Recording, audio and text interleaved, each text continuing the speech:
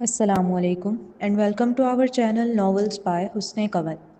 میں ہوں آپ کی ہوسٹ فاطمہ۔ کیسے ہیں پیارے ریڈرز؟ امید کرتی ہوں خیریت سے ہوں گے۔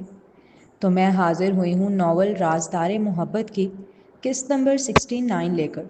تو آئیے بغیر کسی تاخیر کے شروع کرتے ہیں۔ حارث زویا سے محبت نہیں کرتا تھا، لیکن اپنے کاروباری معاملات کے لیے اسے زویا کی جائیداد کا حصہ چاہیے تھا جو اس کے تایا تائی دینے والے تھے شادی کے بعد، جس سے اس کا کاروبار تھوڑا بہتری کی جانب آتا۔ یہی سبب تھا کہ اس نے اب جلد بازی مچانا شروع کر دی شادی کی۔ اس کے جلد بازی مچاتے ہی شادی کی تاریخ فکس کر دی گئی۔ ان دنوں حارث اور مقدس کی کسی نہ کسی ریسٹورانٹ میں کھانا کھانے کی تصویریں وائرل ہو رہی تھی۔ کہنے کو منگیتر وہ زویا کا تھا، لیکن زیادہ تر دیکھا وہ مقدس کے ساتھ جاتا۔ حارث اور مقدس کی دوستی کافی گہری ہوتی جا رہی تھی۔ ایک طرف تو مقدس آریز سے خوب تحفے بٹور رہی تھی، اور دوسری طرف وہ حارث کو بھی نہیں چھوڑ رہی تھی۔ وہ ان لڑکیوں میں سے تھی جسے ہر مرد کی توجہ اپنی جانب چاہیے، ہر کوئی اس کے حسن کا دیوانہ ہو، ہر کوئی بس اس کی تعریف کرتا رہے۔ جب اس کے والدین پوچھتے کہ کیا وہ آریز ملک سے شادی کرے گی تو صاف منع کر دیتی، کہتی مجھے ابھی کیریئر بنانا ہے، جس پر زویا کو اس پہ شدید غصہ آتا۔ اس کے نزدیک مقدس کھیل رہی تھی آریز کے جذبات سے، وہ بھی صرف اپنے نفع کے لیے، کیونکہ جب تک آریز مقدس میں انٹرسٹڈ ہے اور اس کے شوز اٹینڈ کر رہا ہے تب تک پیپرازی بھی مقدس میں انٹرسٹڈ ہے، اور یہ بات وہ اچھے سے جانتی تھی۔ پیپرازی مقدس کے پیچھے نہیں پڑی تھی، آریز ملک کے پیچھے پڑی تھی، بلیک ٹائیگر کے، اس شخص کے جو اس وقت چڑھتا ہوا ستارہ ہے برازیل کا۔ آریز کی وجہ سے مقدس کو روزانہ ہیڈ لائن بننے کا موقع ملتا، امیر ترین لوگوں کی نظروں میں آنے کا موقع ملتا، اسے بڑی بڑی آفرز آنے لگی تھی۔ اپنی بارات سے ایک رات پہلے وہ صرف آریز کی خاطر زندگی میں پہلی بار مقدس سے لڑی کہ اگر وہ آریز سے محبت نہیں کرتی اور اس سے شادی کرنے میں انٹرسٹڈ نہیں ہے تو اسے چھوڑ دے، اس کے جذبات کے ساتھ کھیلے نہیں، اپنے نفع کے چکر میں اسے تکلیف نہ پہنچائے، اس کے مہنگے مہنگے تحفے قبول کرنا بند کرے، کیونکہ جب وہ اس کے تحفے قبول کرتی ہے تو اس نوجوان کو امید ملتی ہے۔ اسی لڑائی میں صرف مقدس کو احساس دلانے کے لیے کہ آریز کی پسندیدگی اسے لے کر کتنی پرانی ہے، وہ کتنے ہی وقت سے اپنے دل میں اس کے لیے جذبات لیے ہوئے ہے۔ زویا نے اسے بتا دیا کہ آریز نے پہلے اسی کے میوزک کو پسند کیا تھا پارٹی میں، اور اسے ہی آفر کی تھی اپنے پاس جاب کی، لیکن غلطی سے اس کی جگہ وہ پہنچ گئی وہاں۔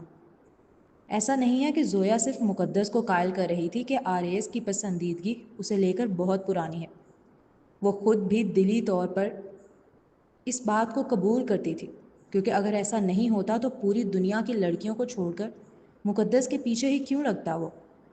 شاید وہ ساتھ رہنے لگے تو آریز کو اس کے ساتھ اٹیچمنٹ ہو گئی، لیکن اصل محبت مقدس ہی تھی، اس کی پہلی نظر کی محبت۔ تبھی تو جیسے ہی پاور میں آیا سب سے پہلے مقدس کو اپروچ کیا۔ کیا وہ نوجوان نہیں دیکھ سکتا تھا کہ مقدس کیسے فائدہ اٹھا رہی ہے اس سے، لیکن اندھا بن کے اسے فائدہ اٹھانے دے رہا تھا؟ کیوں؟ زویا کو اس سوال کا جواب نہیں ملتا تھا، سوائے اس کے کہ پرانی محبت ہے اس کی۔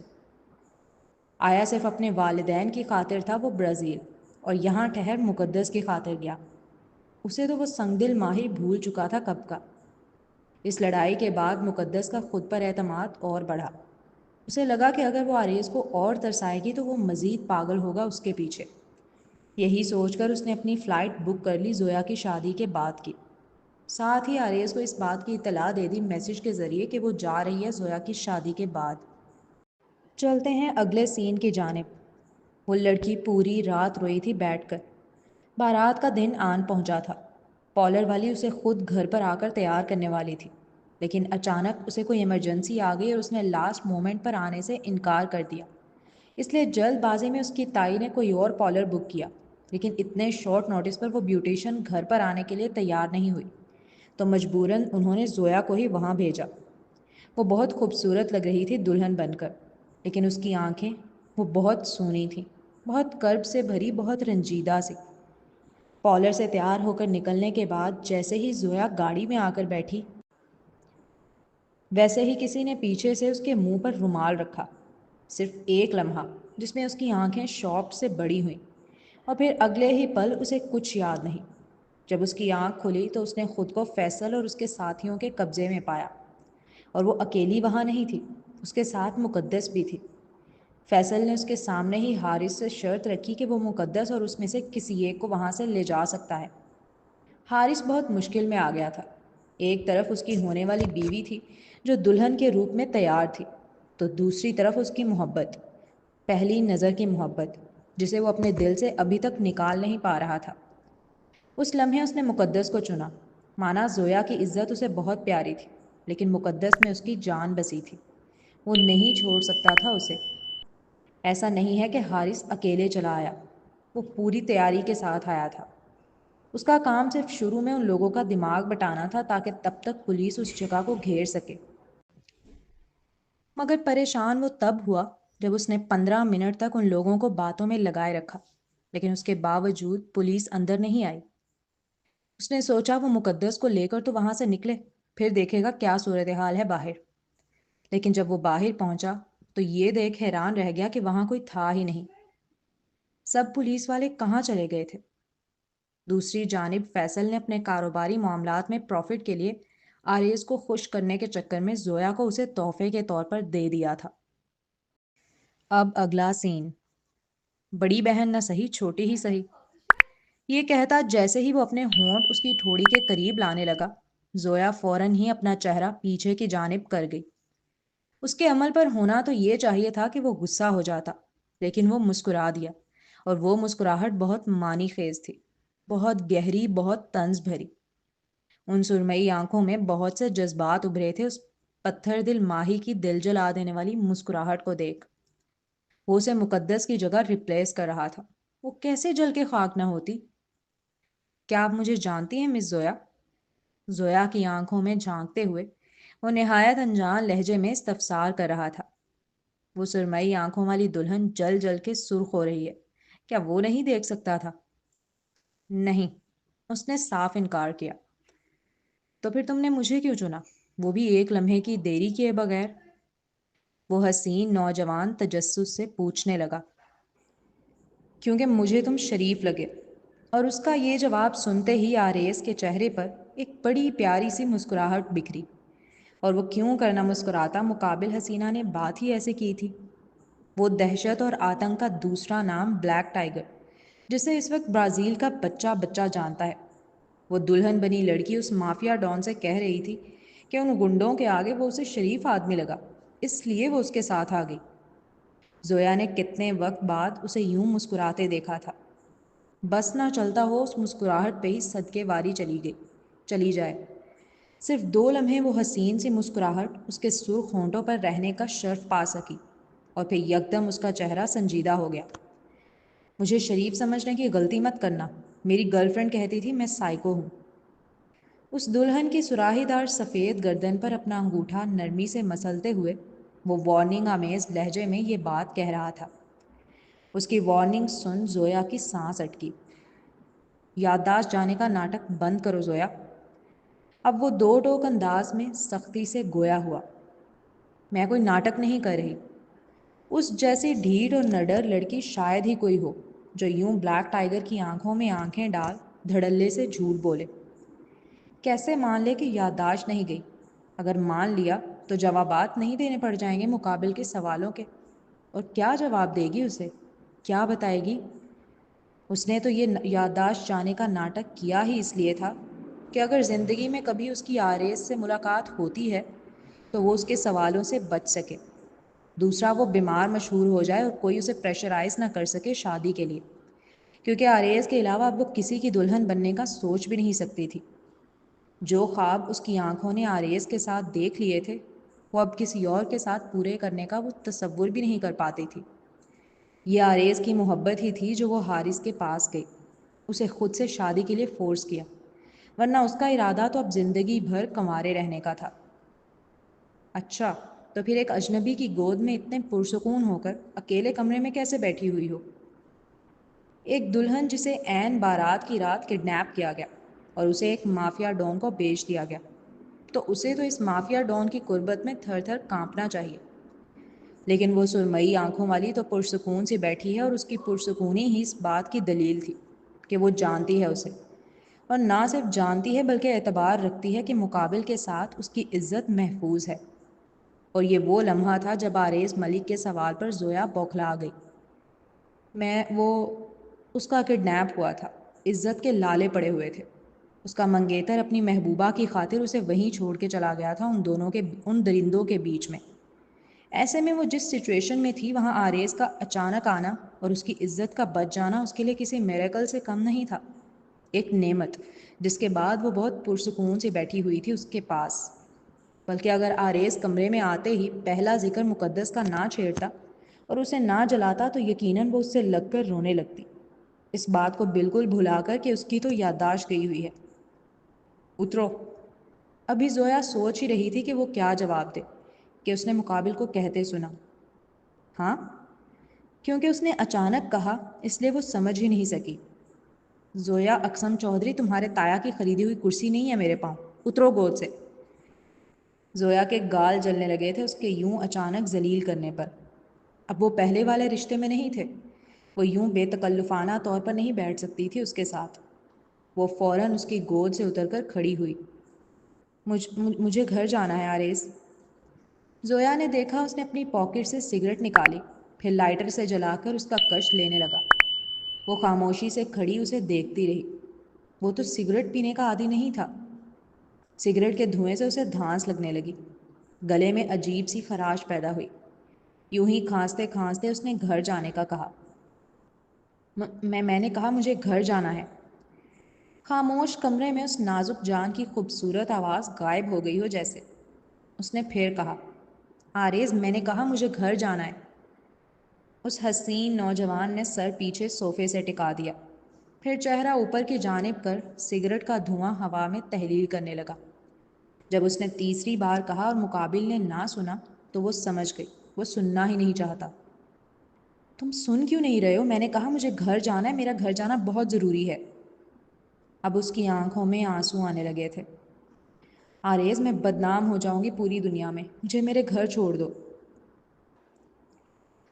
وہ دلہن اپنی بارات والی رات اغوا ہوئی اور پوری رات اغوا کاروں کے پاس رہی۔ جب یہ خبر معاشرے میں پھیلے گی تو کیا امیج رہ جائے گی اس کی؟ یقیناً اس کی عزت کی دھجیاں اڑ جائیں گی، اور ایک لڑکی کے لیے تو اس کی عزت ہی سب کچھ ہوتی ہے۔ مانا وہ اسے چھوئے گا بھی نہیں پوری رات، لیکن دنیا اعتبار نہیں کرے گی اس کا، چاہے وہ چیخ چیخ کے مر جائے کہ جیسے گئی تھی ویسے ہی لوٹی ہے۔ آریز، ایک لڑکی کے لیے اس کی عزت سب کچھ ہوتی ہے۔ تم میرے ساتھ ایسا نہیں کر سکتے، سب کو پتا ہے آج میری بارات ہے، اب تو مہمان بھی آنا شروع ہو چکے ہوں گے، پلیز مجھے گھر چھوڑ دو۔ وہ دلہن اس کے پاؤں میں بیٹھ کر بلک بلک کر روتے ہوئے منتیں کر رہی تھی، مگر اس ستمگر پر اس کا کوئی اثر نہیں تھا۔ تو تم اس طرح بدلہ لوگے مجھ سے؟ آریز تھوڑی تو انسانیت دکھاؤ۔ اب وہ بے بسی سے بھرے آنسو غصے میں بدلنا شروع ہو گئے تھے۔ آخری جملہ وہ دانت پیستے ہوئے شرم دلانے والے انداز میں بولی۔ مقابل کے جانب سے مکمل خاموشی تھی۔ شاید یہی وجہ تھی کہ اسے اور غصہ آ رہا تھا۔ وہ اپنے بہنے والے آنسو صاف کر اٹھ کر تیزی سے دروازے کی جانب گئی۔ تمہارے گھر والے میرے بندوں کے نشانے پر ہیں، اگر ایک قدم بھی باہر نکالا زویا تو تمہیں اور تمہارے گھر والوں کو کل کا سورج دیکھنا نصیب نہیں ہوگا۔ دروازہ لاک نہیں تھا، اس لیے وہ آرام سے کھول چکی تھی۔ ابھی وہ ایک قدم باہر نکالتی، اس سے قبل ہی پیچھے سے وارننگ آمیز جملہ اس کے کانوں کی سماعت سے ٹکرایا۔ زویا کو یقین تھا کہ وہ صرف ڈرا رہا ہے، وہ گولی نہیں چلا سکتا، اتنا بے حس نہیں ہو سکتا وہ۔ اور یہی سوچتے ہوئے اس نے کمرے کی چوکھٹ سے ایک قدم باہر نکالنے کی جرت کر لی، اور بس اس کا کمرے سے ایک قدم باہر نکالنا تھا کہ پیچھے سے فائر چلی جو زویا کے کان کے برابر سے گزرتی ہوئی سامنے دیوار پہ جا کے لگی اور دیوار میں ہول ہو گیا۔ اس فائر کی آواز پر زویا کی روح کانپ گئی تھی۔ باقاعدہ اس نے اپنے برابر سے اس گولی کا گزرنا محسوس کیا تھا۔ اگلی گولی تمہارے دماغ کے آر پار کروں گا زویا، اگر نہیں چاہتی ایسا ہو تو چپ چاپ دروازہ بند کر کے واپس اندر آ جاؤ۔ وہ صرف ایک گولی نہیں تھی، وہ زویا کا مان تھا جو لمحہ بھر میں چور چور ہو کے بکھرا تھا۔ اسے کافی دیر تک یقین نہیں آیا کہ آریز نے اس پہ گولی چلائی ہے اور وہ واقعی اسے مارنے کھڑا ہو جائے گا اگر وہ اس کی بات نہیں مانے گی تو۔ اگر وہ اسے مار سکتا ہے تو اس کی فیملی کو مارنا کیا بڑی بات ہے اس پتھر دل شخص کے لیے۔ اپنی سفاکیت کے لیے تو وہ پہلے ہی مشہور ہے پورے برازیل میں۔ اتنی نفرت کرتے ہو کہ مجھے بدنام کر دو گے پوری دنیا میں؟ اب وہ آریز کی جانب دیکھ نہایت ٹوٹے اور بکھرے ہوئے لہجے میں استفسار کر رہی تھی۔ اس کی آنکھیں سرخ تھیں جن سے کرب جھلک رہا تھا، شدید کرب۔ میں کسی کا ڈیپ نہیں رکھتا زویا۔ وہ 2 انگلیوں میں پکڑی سگریٹ کو لبوں سے ہٹا کر دھواں ہوا میں تحلیل کرنے کے بعد اس آنسوؤں سے بے حال لڑکی کی جانب دیکھ نہایت مغروریت اور بے نیاز سے لہجے میں گویا ہوا۔ کیا تمہاری یہ نفرت میری عزت سے زیادہ اہم ہے؟ وہ جذبز ہو کر پوچھ اٹھی۔ زویا قبول ہی نہیں کر پا رہی تھی کہ وہ نوجوان جو اس کی عزت بچا کے لایا تھا، وہ خود آج پوری دنیا میں اسے بدنام کر رہا ہے۔ رات گزارنے کے بعد جب وہ صبح گھر لوٹے گی تو لوگ اسے کس نگاہ سے دیکھیں گے وہ یہ سوچنا بھی نہیں چاہتی تھی۔ دروازہ واپس بند کر دو۔ وہ ڈر گئی تھی۔ اس کی جگہ کوئی بھی لڑکی ہوتی تو ضرور ڈر جاتی۔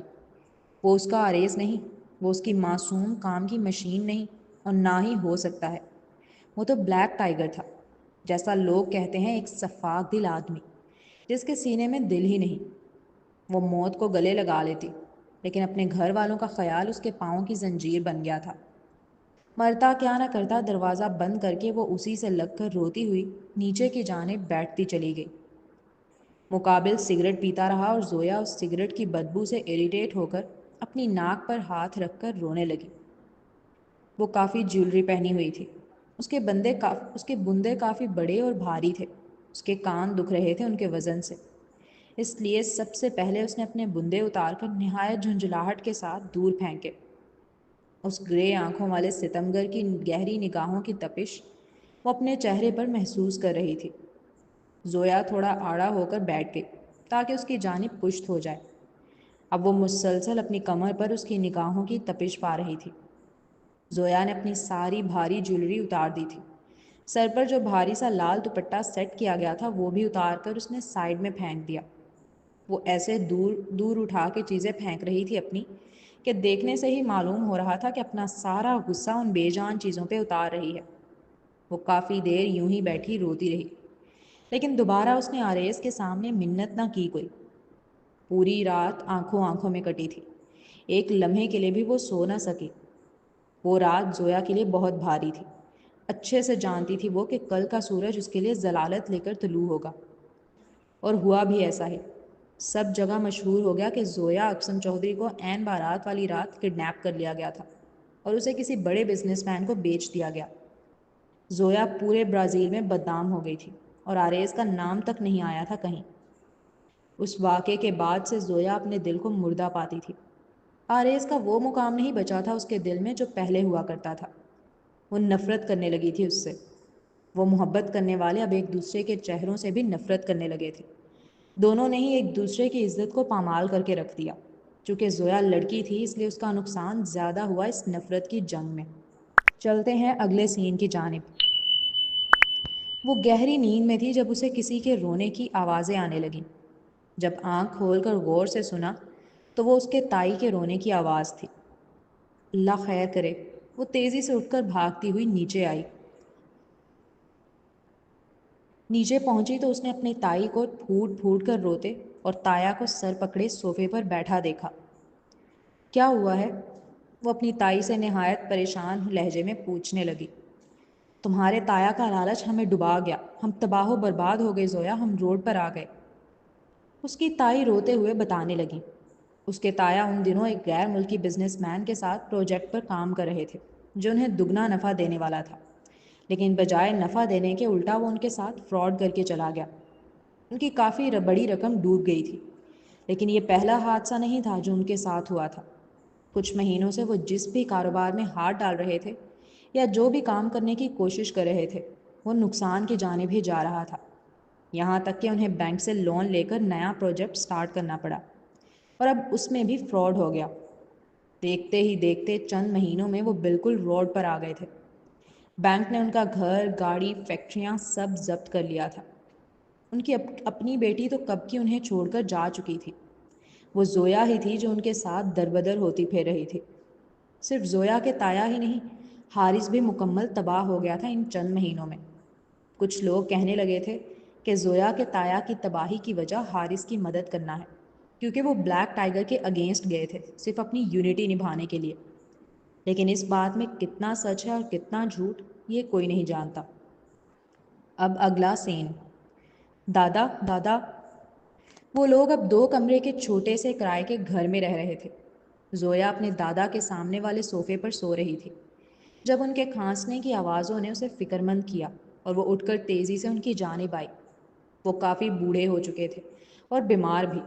ان کی دوائیاں بہت مہنگی آتی تھیں۔ وہ تایا سے 2-3 بار کہہ چکی تھی کہ دادا کی دوائی لے آئیں، لیکن وہ ہر بار یہی کہتے کہ ابھی ان کے پاس پیسے نہیں ہیں۔ زویا خود جاب کرنا چاہتی تھی، مگر پہلے تو اس کی پڑھائی مکمل نہیں تھی، اس کے پاس کوئی ڈگری نہیں تھی۔ پھر اس کی بیماری اور بارات والا حادثہ بڑا مشہور تھا لوگوں میں۔ اس کی وجہ سے کوئی بھی کمپنی اسے جاب ہی نہیں دیتی تھی۔ جگ میں تھوڑا سا پانی تھا، گلاس میں اسے انڈیل کر اپنے دادا کو پلایا۔ وہ تو آرام سے لیٹ گئے، لیکن زویا نے سوچا جگ کو بھر لائے تاکہ رات میں اگر انہیں دوبارہ پیاس لگتی ہے یا کھانسی لگتی ہے تو وہ انہیں پانی پلا سکے۔ یہی سوچ کر وہ جگ لے کر باہر چلی گئی، لیکن باہر کا منظر دیکھ اس کی آنکھیں حیرت اور بے یقینی سے پھیلیں۔ وہ اس کے تایا تائی تھے جو بڑی تیزی سے سوٹ کیس ہاتھ میں لیے دروازے کی جانب بڑھ رہے تھے۔ ان میں وہ سارا قیمتی سامان تھا جو تھوڑا بہت بچ گیا تھا ان کے پاس۔ کوئی اتنا بے حس کیسے ہو سکتا ہے؟ وہ کیسے اپنے سگے باپ کو اور اپنے بھائی کی اولاد کو اتنے برے حالات میں چھوڑ کر بھاگ سکتے تھے؟ لیکن وہ بھاگ رہے تھے۔ زویا نے اپنی آنکھوں سے ان دونوں میاں بیوی کو سوٹ کیس لے کر دبے پاؤں گھر سے نکلتے دیکھا، اور یہ وہ لمحہ تھا جب اس کا اپنے سگے رشتہ داروں سے مکمل بھروسہ اٹھ گیا۔ وہ سمجھ گئی تھی ان کا مقدس سے رابطہ ہو گیا ہے۔ انہوں نے جھوٹ کہا تھا اس سے کہ ان کا مقدس سے رابطہ نہیں ہو پا رہا اور اس سے مدد نہیں مانگ پا رہے۔ ان دنوں مقدس باہر ملک میں تھی اور اس کا کیریئر کافی اونچائیوں پہ جا رہا تھا۔ یقیناً وہ اتنا کما رہی تھی کہ آرام سے 4 بندوں کا خرچہ اٹھا سکتی، لیکن وہی بات تھی کہ اس نے اپنے سگے دادا اور کزن کو اضافی بوجھ سمجھا اور صرف اپنے ماں باپ کو بلا لیا، اور وہ انہیں بغیر بتائے خاموشی سے رات کے اندھیرے میں چوروں کی طرح گھر سے نکل رہے تھے۔ ان کے جانے کے بعد زویا نے دروازہ بند کر دیا اور پھر وہیں دروازے سے لگ کر نہ جانے کتنی دیر پھوٹ پھوٹ کر روتی رہی۔ وہ نہیں جانتی تھی اب آگے کیا ہونا ہے۔ وہ کیسے اپنے دادا کو سنبھالے گی، کیسے ان کی دوائیوں کا خرچہ اٹھائے گی، کیسے خود کو سنبھالے گی، کیسے مکان کا کرایہ بھرے گی۔ اتنی فکریں تھیں اس نازک جان پر، اور حل دور دور تک کوئی نظر نہیں آ رہا تھا۔ دوسرے دن ٹینشن مزید بڑھی جب مکان مالک آ کر گلی میں تماشا کرنے لگی۔ زویا کو تب پتہ چلا کہ تایا نے 3 مہینوں سے کرایہ نہیں بھرا ہے۔ وہ اس مکان کا کرایہ بھی اس کے سر پہ مار کے چلے گئے ہیں۔ پورے محلے والوں کے سامنے اس نے ہاتھ جوڑ کر بھیک مانگی تھی کہ اسے کچھ وقت کی مہلت دے دیں، وہ ان کا کرایہ لوٹا دے گی اور انہیں گھر سے نہ نکالیں، ورنہ وہ اپنے بوڑھے دادا کو لے کر کہاں جائے گی۔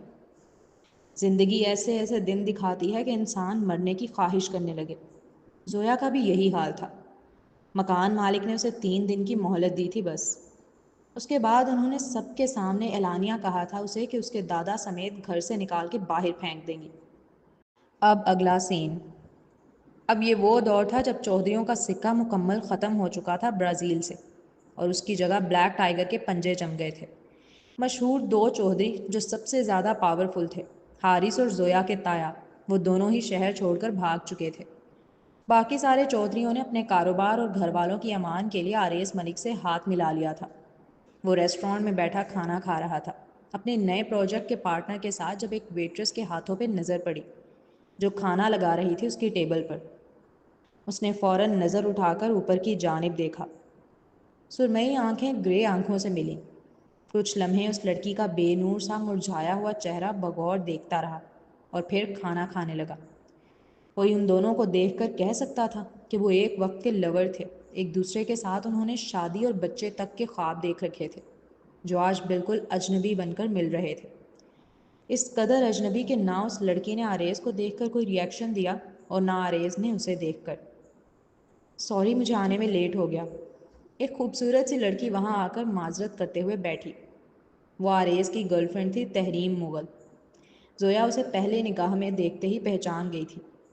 پورا میڈیا آج کل بس اسی نیوز کو کور کر رہا تھا کہ آریز ملک اور تحریم مغل شادی کرنے والے ہیں۔ مقدس کے جانے کے بعد سے ہی آریز نے تحریم کو ڈیٹ کرنا شروع کر دیا تھا۔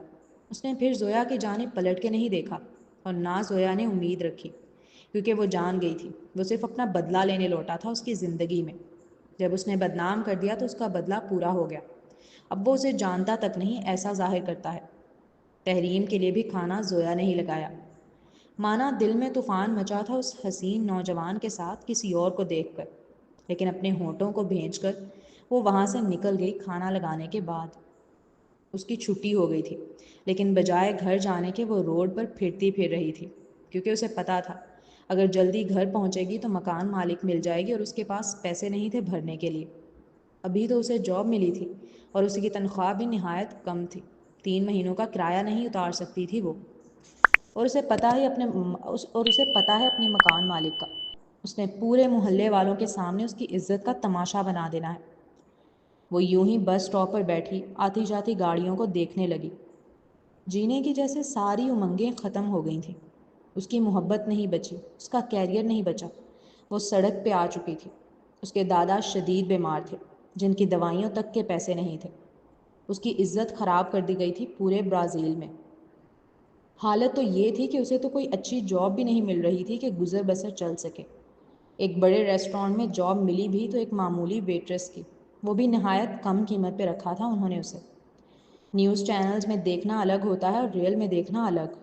آج آریز کو اس لڑکی کے ساتھ ریل میں دیکھا تو دل جیسے خون کے آنسو رونے لگا۔ اتنی اذیت، اتنی تکلیف کہ اسے لگا مر جانا ہی بہتر ہے۔ اس کے ساتھ پہلے ہی بہت کچھ ہو چکا تھا، اب مزید سہنے کی طاقت نہیں بچی تھی اس میں۔ ان گاڑیوں کو دیکھتے دیکھتے وہ اچانک اپنی جگہ سے اٹھی۔ دماغ جیسے سوچنے سمجھنے کی صلاحیت کھو بیٹھا۔ اسے لگا زندگی ختم کر دے گی تو سب صحیح ہو جائے گا، اور اسی خیال کے ساتھ وہ بیچ روڈ پر آ کر کھڑی ہو گئی، چلتی ہوئی گاڑیوں والے روڈ پر۔ اس نے آنکھیں بند کر لیں کہ اب کوئی بھی گاڑی آئے اور اسے اڑا دے اسے فرق نہیں پڑتا۔ اسے اب چاہیے ہی نہیں یہ زندگی، وہ تھک چکی ہے۔ اب اسے صرف رہائی چاہیے، ہر دکھ سے، ہر تکلیف سے، ہر اذیت سے۔ وہ یوں ہی مین روڈ پر چلتی ہوئی گاڑیوں والے روڈ پر آنکھیں بند کرے کھڑی تھی۔ برابر سے تیزی سے گزرتی گاڑیوں سے جو اس کے کپڑے اڑ رہے تھے، جو اس کے بال اڑ رہے تھے، وہ سب محسوس کر سکتی تھی۔ پھر بھی اسے فرق نہیں پڑ رہا تھا۔ وہ جانتی تھی کسی وقت بھی کوئی گاڑی آ کر اب اسے اڑا دے گی اور سب ختم ہو جائے گا۔ کم از کم اس کے دماغ میں تو یہی چل رہا تھا۔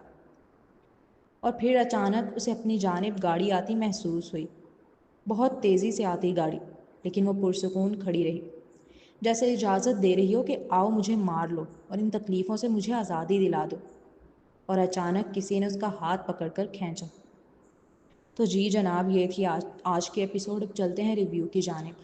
تو بھائی سب سے پہلے تو مجھے آپ لوگوں سے بہت شکایت ہے کہ آپ لوگوں کے میں کامنٹس پڑھ رہی تھی تو آپ لوگ کامنٹس میں جسٹ یہی شکایت کرتے رہتے ہیں کہ رازدار محبت کی آ جاتی ہے تو آپ کو وہ شمس الحیا کی ایپیسوڈ چاہیے، شمس الحیا کی آ جاتی ہے تو آپ کو رازدار محبت کی چاہیے۔ بھائی تھوڑا سا ہاتھ تھوڑا رکھیں، رائٹر جو ہیں وہ آپ کے انسان ہیں، پلیز تھوڑا سا آپ بھی کوآپریٹ کیا کریں۔ وہ ایٹ اے ٹائم 2 ناولز لکھ رہی ہیں، تو ایک انسان کتنا ہی اپنے دماغ کو تھکا سکتا ہے، صحیح ہے؟ وہ بھی ہم سب کی طرح ایک نارمل انسان ہے۔ تو کائنڈلی پلیز آپ لوگ جو ہے وہ تھوڑا سا صبر کیا کریں۔ آپ کو وہ کوشش کرتی ہیں کہ ہم لوگ جو ہے وہ ٹائملی ایپیسوڈ دے دیا کریں، جیسے ہی وہ لکھتی ہیں ہم لوگ اس کو وائس اوور کر کے اور وہ ساری ایڈیٹنگ وغیرہ کر کے آپ لوگوں کو دے دیتے ہیں۔ کبھی بھی انہوں نے آپ کو ویٹ نہیں کرایا۔ تو آپ لوگ پلیز تھوڑا سا تحمل رکھیں، اور کامنٹس تو آپ لوگوں کے میرے خیال سے گنتی کے جو ایپیسوڈ کے بارے میں ہوتے ہیں وہ گنتی کو کوئی 10-12 ہوں گے یا کوئی 50 لگا لیں آپ، تو جو باقی ہوتے ہیں وہ تو آپ لوگ یہی شکایت کرتے رہتے ہیں۔ تو پلیز تھوڑا سا تحمل رکھا کریں۔